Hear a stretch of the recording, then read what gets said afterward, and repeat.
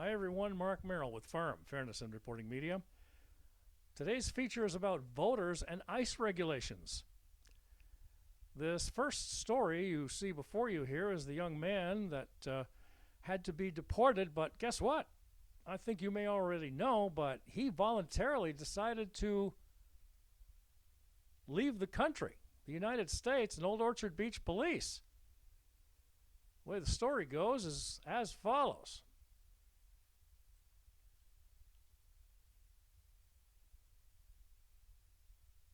Maine police officer arrested by ICE agrees to voluntarily leave the U.S. The young man you see before you is Officer John Luke Evans, who was legally authorized to work in the United States way back at the beginning of all this, about 3 years ago. And this came down August 18th from the Associated Press. How much reliability they have these days is anybody's guess. But this officer was arrested by immigration authorities and agreed to voluntarily leave the country, according to ICE, on Monday the 18th. ICE arrested Old Orchard Beach Police Reserve Officer John Luke Evans of Jamaica, by the way, back on July 25th, so we're talking over 3 weeks ago. As part of the agency's effort to step up immigration enforcement, officials with the town and police department have said federal authorities previously told them Evans was legally authorized to work in the U.S., but an ICE representative reached by phone told the Associated Press the judge granted voluntary departure for Evans and that he could leave as soon as that day. What do you know? A judge that agrees with the Trump administration.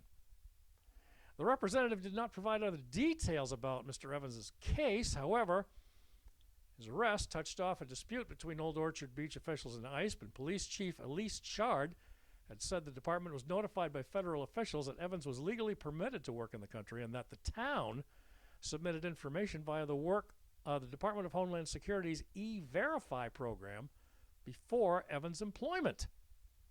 Well, that throws a whole big debacle in everything, doesn't it? Assistant Secretary of Homeland Security Tricia McLaughlin then accused the town of reckless reliance on the department's E-Verify program. E-Verify is an online program that allows employers to check if potential employees can work legally in the United States. The town is aware of reports that Evans plans to leave the country voluntarily. And she said, quote, in a statement, the town reiterates its ongoing commitment to meeting all state and federal laws regarding employment. We will continue, she said, to rely on the I-9 employment eligibility verification form and the E-Verify database to confirm employment eligibility. Isn't that nice? Lovely. Yeah, that's just lovely, isn't it, folks? Welcome to Firm. This young man right here, as compared to the other programs that we're going to be talking about or other issues that are facing the immigration and deportation issues that have been going on for the last several weeks, not really a couple of months, as some of the mainstream media would have you think. So there's that one, ladies and gentlemen. Now, next up on the list, seems that Canadian tourists are not coming to the United States this summer per a recent poll taken. Let's take a look at that, shall we? As we move on here.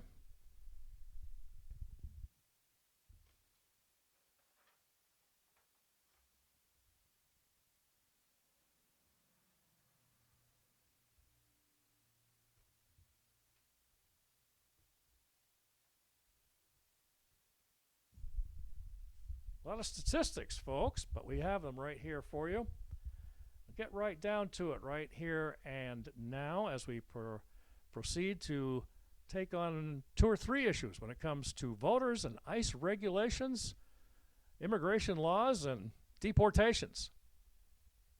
There's another young man that's headed for that. He's getting out of this country and heading back to his native Jamaica. Now, on this one particular one, folks, you probably see before you here the one that has to do with the immigration statistics.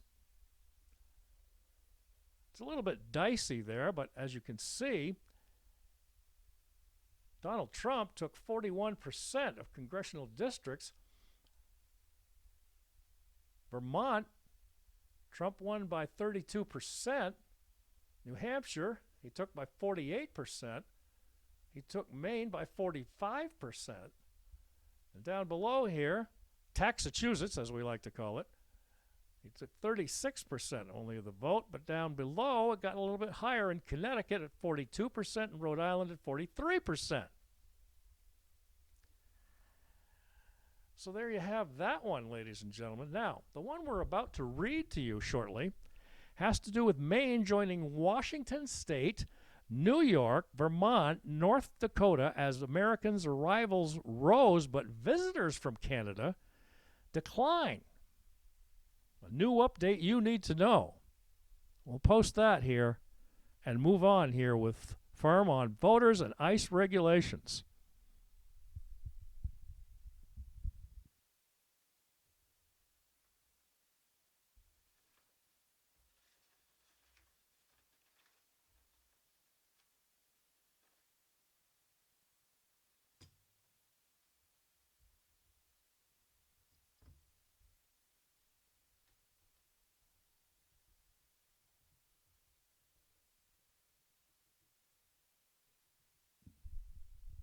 As we get to that one here, folks, we thank you for your patience, and as you tune into us here on Firm, it's one of our features here as we keep on going to keep you informed of everything that's going on legally.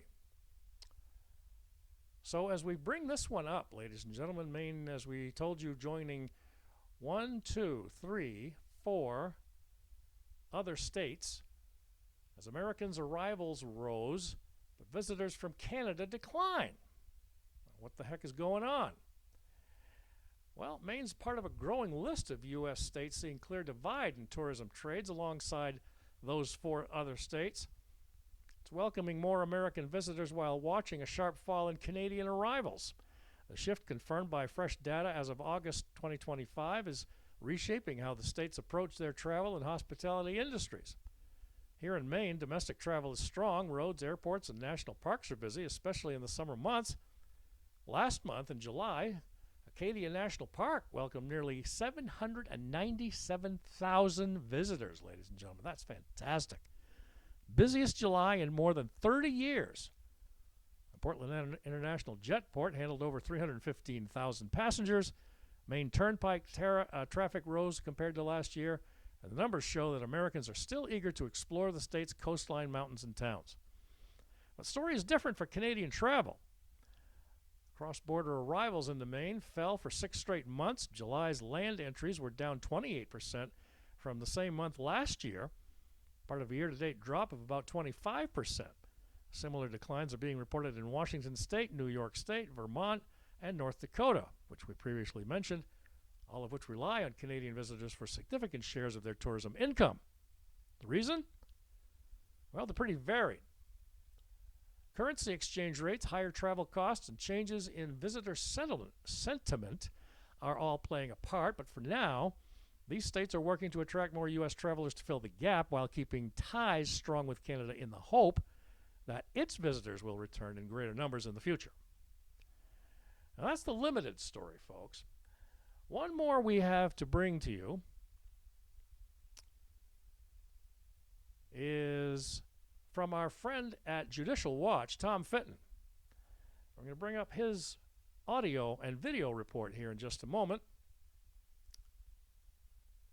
as Mr. Fitton finally gets Judicial Watch to have its day with the United States Supreme Court on its case on election integrity. Let's bring up Mr. Fitton.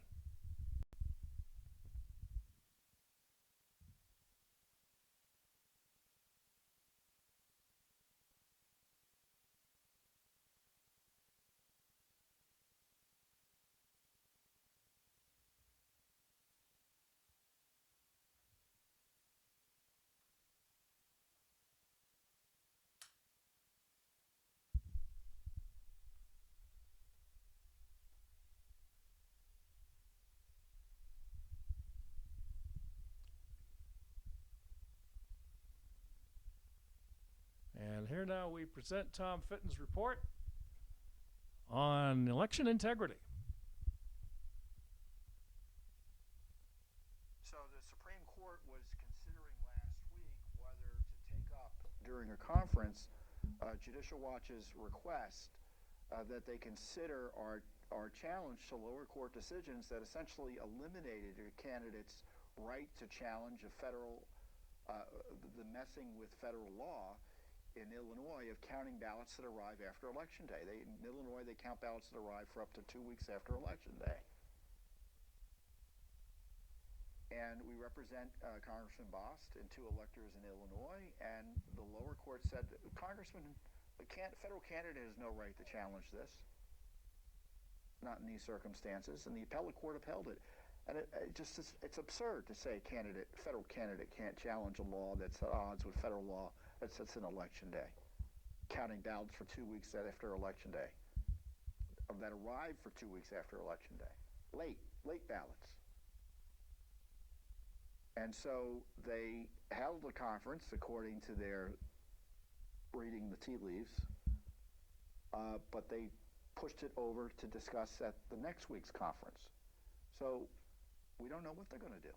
So they may still take up the case. So continue to pray for wisdom and discernment by the Supreme Court that they take up this case so we can get vindication, I hope, in the end, that a candidate has a right to challenge election law-breaking. Now, we already have a lawsuit that's ongoing in California where they count ballots that arrive for up to 7 days after Election Day.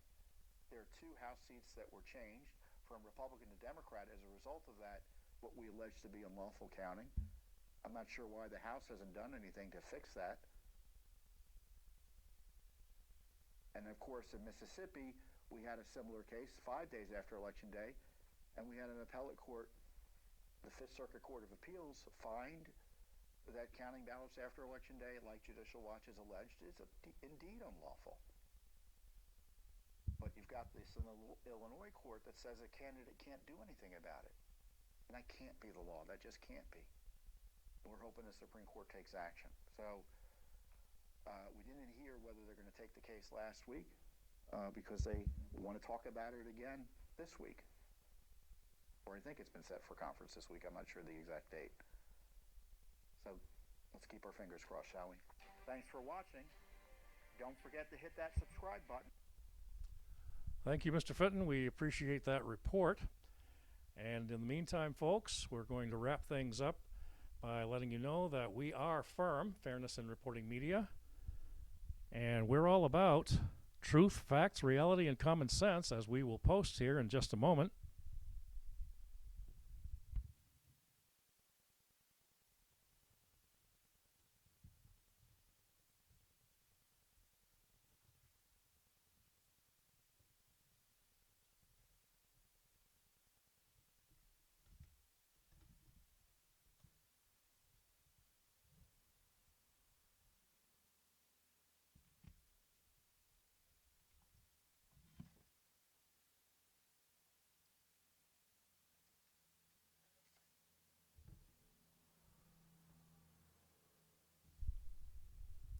Truth, facts, reality, and common sense, folks.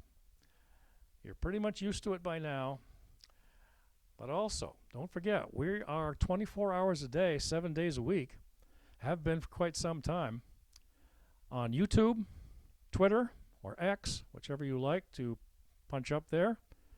Our information is always posted on our programs. And at the bottom here, folks, we're going to wrap things up with, as you can see, email us 24 hours a day as well, 7 days a week, at fairnessinreportingmedia@gmail.com, fairnessinreportingmedia@gmail.com. As always, ladies and gentlemen, stay tuned to us for more information and keeping up to date on defending the First Amendment, and also our mission goals, as we just showed you. Thank you for joining us. Safe travels to everyone. Peace to all.